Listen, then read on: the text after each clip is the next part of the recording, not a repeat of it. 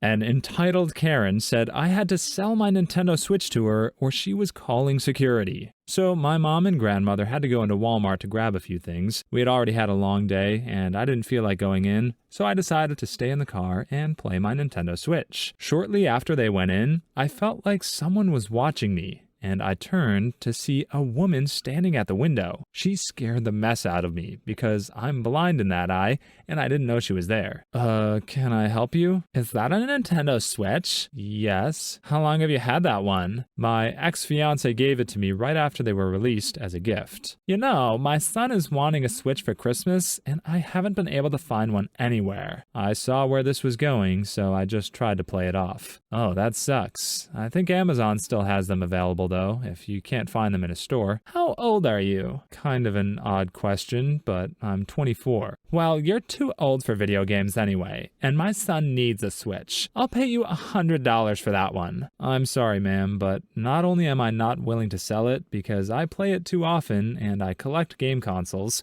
but a Nintendo Switch is about $300, not counting the game I'm playing, which is at least another $60.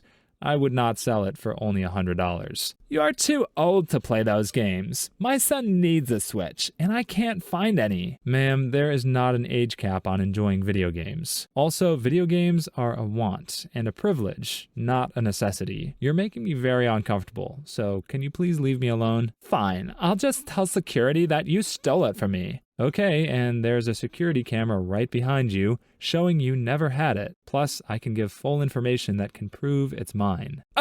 You're just a selfish brat. I'm getting security, and I'm getting my Switch. Cool. I'll be here when they come out. I sat there for over an hour until my mom and grandmother came out, and neither she nor security came out. I can't believe this Karen thought she was able to boss around the OP here into trying to make her sell her Nintendo Switch for such an underpay, and then threatened to call security after she said no. I'm glad the OP stood up for herself and didn't cave in and give this Karen her Nintendo Switch. The fact she also said that the OP was too old to play video games, so she doesn't deserve it, is such a weird thing to say, and I couldn't essay it better than the OP did myself. Not only is there no age cap on gaming, it's also up to her whether she does it or not. Let me know what you guys think in the comments below. An entitled Karen stole my Netflix login and was furious when I changed the password. Last night when I went to sign into Netflix, I found that my TV had been signed out, so I went to sign back in and could not do it. It had been about a year since I last signed in, so I assumed I just forgot my password and requested to reset it. But when I went to my email, I saw an email from Netflix this morning saying my password had been successfully changed. Obviously a red flag. So I went through all of our subscription services and updated passwords and changed my email password just in case. Then about an hour ago,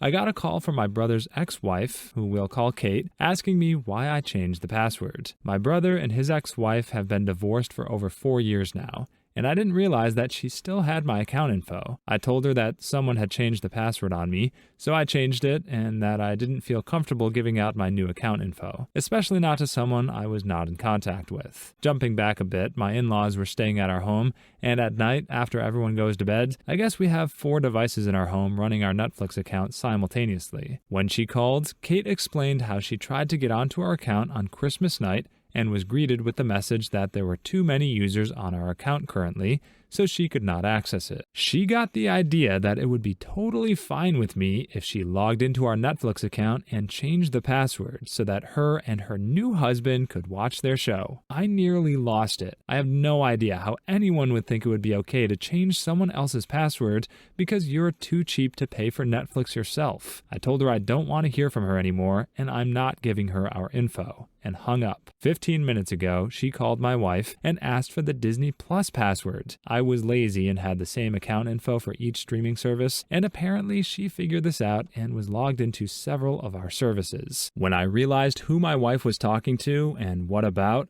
I motioned for the phone, and all I could hear was Kate just whining that she at least needed to have access to Disney Plus so her son, who is 18 months old, could watch Bluey, and that he just needed it to be able to get ready for bed. I told her to F off and hung up. Great way to ruin my mood for the night. I don't understand how Kate thought it was acceptable to log into OP's accounts without his permission and change his password, especially seeing as Kate and OP's brother have been divorced for 4 years. And then she had the audacity to ring OP's wife to ask for the login. How cheap can you be? If this was me, I would have blocked her number right after hanging up and changed all passwords and emails to everything right away. What would you guys do in this situation? An entitled woman snaps her hand in a disabled veteran's face and asks if he's an arsler for telling a kid not to pet his service dog. The incident occurred yesterday at the grocery store while my partner was shopping, which is a challenging task for him. He doesn't like all the aisles and the people in the store, and he doesn't like that he feels distracted from paying attention to his surroundings by needing to concentrate on the list of items he needs. Because he also struggles with his hearing, he can't easily tell where people are, and this is hard for him. Also, it's worth noting that he has extra trouble hearing high-pitched sounds, like kids' and women's voices. During the COVID lockdown, he lost a lot of progress he had made with his anxiety, but he's working on getting back to where he was. He has a service dog now, which has helped him immensely. Not just in public, he also sleeps better now, and the dog will alert him when he's becoming anxious based on his behaviors and can calm him. It's really incredible. The dog has a vest that reads PTSD Service Dog, Do Not Distract, and Hard of Hearing Handler. His dog is trained to guard him from people and alert him what side he's being approached from. This is not aggressive. The dog just uses its body to block him off and touches his legs while doing it so he knows someone is there. So he turns and saw this little kid looking up at him. He just told her the dog is working and she can't pet him, on the assumption that she had just asked him that. In response, the kid holds out her hand for the dog to sniff, and she said, "Mommy says I can if I say hello first." The dog doesn't react much at all, so the kid just starts hugging him. At this point, my partner stepped abruptly away from her and told her she needs to stop and go find her parent. Now, he couldn't tell if the kid was old enough to read, but he's not really mad at the kid because a parent should be responsible for her in a store. And while I'm sure he was probably very stern with her since he's not very great with people, especially kids, even on a good day, he's also not someone who yells. Yet, lo and behold, the child's grandmother appears and is telling him not to yell at a little girl. He made her cry. He was only catching about 30% of what she was saying. He told her he has a service dog and she needs to stop the kid from touching the dog so it can do its job. The lady rolled her eyes at him and continued berating him. He said he was just standing there, largely ignoring her, thinking if she says what she wants, then she'll go and leave him alone. But then this woman snaps her hand in my partner's face and asks him, "Are you an arsler?" Thankfully, there was a couple shopping who must have overheard. The woman from this couple came and moved that woman out of my partner's face and looked like she was chewing her out until the Karen left the aisle. The man from that couple asked my partner if he was all right. He turned out to be a veteran too, and they bonded a little over their tattoos. I'm honestly still livid about it, and I wasn't even there. Yeah, I really feel for OP's boyfriend here. As she said, it's hard for him to go out in public due to anxiety, so to have to deal with this must be horrible. The carer of the kid at the time should have shown the kid the dog's vest and taught her a lesson, but instead she decides to berate and belittle the man. I hope OP doesn't run into any more scenarios like this, and I'm glad a fellow veteran was there to help him out. Do you guys blame the girl or the grandmother in this story? A spoiled kid was screaming and shouting, so I bought the Nerf gun he wanted, and it was the last one. Just a quick story of a time I was petty enough to spend money to deny a spoiled brat a cool toy. A few years ago, while working overseas for the military, I was doing some quick shopping at my base exchange. While standing in an aisle looking at some cleaning items, I began to hear in the distance the sound of what felt like a screaming bat/goat hybrid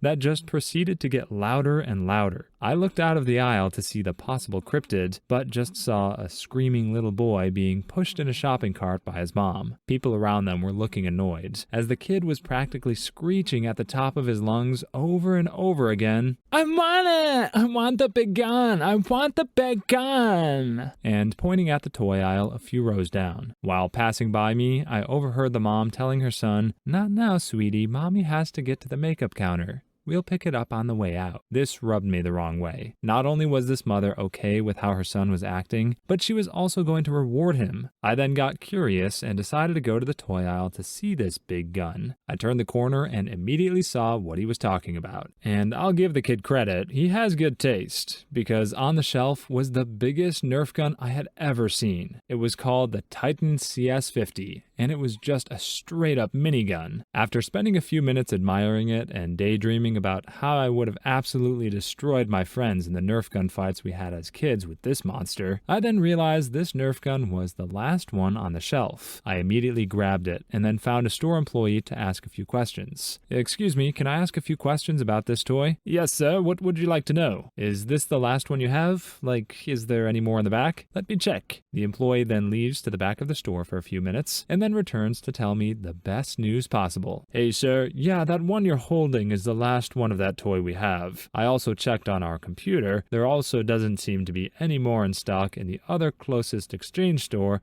or on our online store. So if you want to get it, better get it now, cause I also don't think we're going to be getting any more anytime soon." With a smile as big as the Nerf gun, I said, "Thank you." I then immediately proceeded straight to checkout and bought the Nerf Youngling Slayer 2000. But the cherry on top was what happened after I bought my new toy. I went back into the store to make sure that the mini Banshee knew what I just bought. I found him still in the shopping cart next to the makeup counter with his mom, talking to a salesperson. I casually walked by in front of the kid with the Nerf BFG under my arm, and what happened next was most definitely worth the price tag. The look of shock and fear just completely took over the kid's face as he started to scream as well as yank on his mom's sleeves and point at me. I just disappear into another aisle and proclaim that my job was now done. While leaving the store, they must have rushed back to the toy aisle because I again could hear the ear-piercing screeches of that little crotch goblin coming from the toy aisle screaming,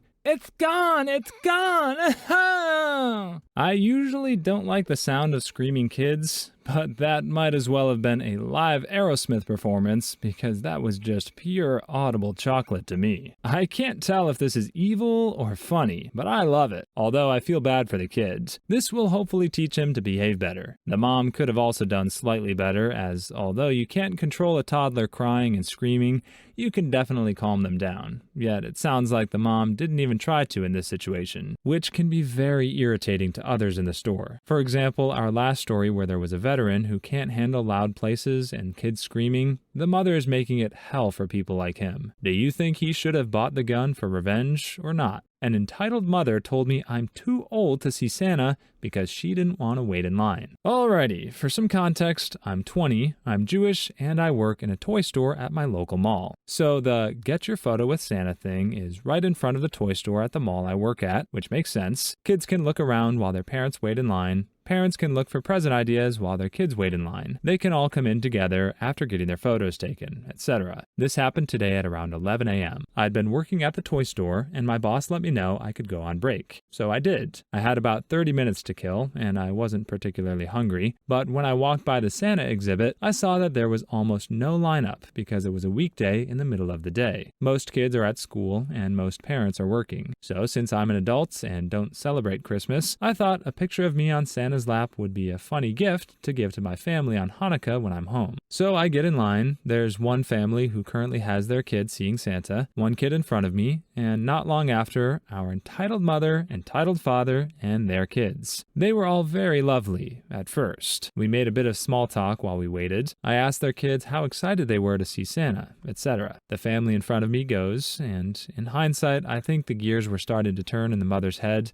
that I wasn't just an older sibling and was actually there for myself. The family in front of me leaves. I get to tell Santa what I want for the holiday I don't celebrate, and I get my pictures. I go back to work and clock back in because even without the lineup, just waiting for two families and getting the pictures printed and paid for took most of my lunch break. And a few minutes later, the family from before comes in. The kids go off to look at toys. I give them a friendly little hi again, and I'm met with a very cold-hearted hello from the mother. Our store wasn't very busy either, given the day of the week and time of day, so while they browsed, I was showing my coworkers and boss the pictures that I got to see if they found it funny. And the mom stomps over and seems furious. "I'm sorry, I just think it's very rude and immature to keep my kids waiting longer just for a joke." There was no wait, at least not to see Santa. "You're too old to believe in this stuff." Keep in mind, her kids were the only kids in the store, and she was yelling. "I've never believed in it. I don't celebrate Christmas," I said, a little quieter, because I'm actually capable of being courteous. "Well, that's a whole other reason why you shouldn't have been there. You're ruining it for everyone else." "Well, it doesn't really matter. Santa says I'm on the nice list, and his word is law." I was just messing with them at this point, as I didn't see any point in trying to argue with this woman. Then she says, "Well, God says you're gonna burn in hell." I'm Jewish. We don't have hell. My boss chimes in, "All right, I'm gonna need you to leave if you're gonna keep harassing my employee." The kids came back to find their parents. One asked if they could have one of the candy canes we have on our checkout counter. The mom said no. I said they were free and to go ahead. Both kids took a candy cane because free candy totally outweighs their mother's word,